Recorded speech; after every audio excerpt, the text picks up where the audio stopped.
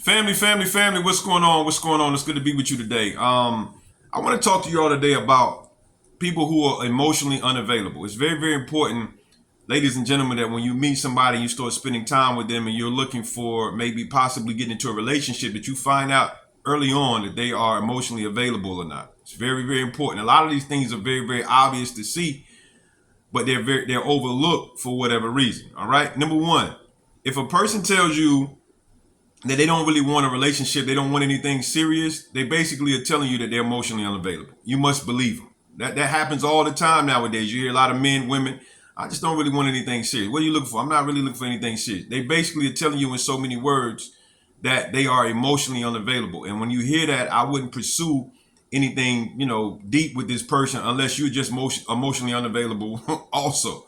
The next thing is, they don't want to talk about anything deep. They don't want to have any deep conversations. Anytime there's a deep conversation, they avoid it. They try to get away from it. They don't want to talk about it.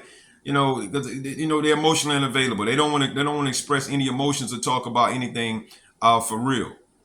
Another thing you want to look at is a person who's never really been in love or been in a long-term relationship, or really, people that has never been past the age of 25. You should have grown to a place to where you know how to express your feelings, and to get into deep more emotional connections after 25 years old.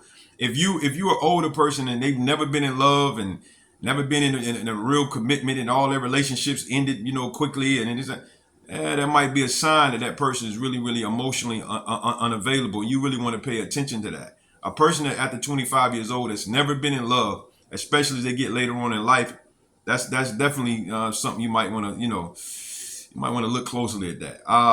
People who are emotionally unavailable also, they find it very difficult to put people's needs first. It seems like a great sacrifice for them to do that. And they don't. You ask them to do something for you. It's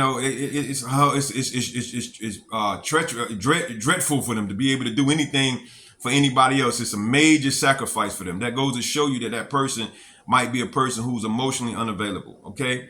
And all of their relationships, typically they keep it at arm's length. They don't have any real close relationships. Typically, they don't have a lot of friends, or they prefer spending time alone and spending time with themselves, and being away from people. No real connections whatsoever. That might be a sign that this person is emotionally unavailable. Now, when you start recognizing these types of things, it's not smart for you to really kind of pursue anything deep with these types of people, because these signs are telling you something. Now, when you start to see them, you can kind of bring them up and talk to them about it if they will allow you to find out what's really going on. But typically, you want to look at these things as being a person that, in a lot of cases, there's always exception to the rule. But in most cases, these types of people that are doing these types of things are typically are not emotionally available to you, and they probably won't be anytime soon. And it's best to probably move away from those types of situations. All right. So remember these things. Please write them down. Don't say I ain't trying to help you.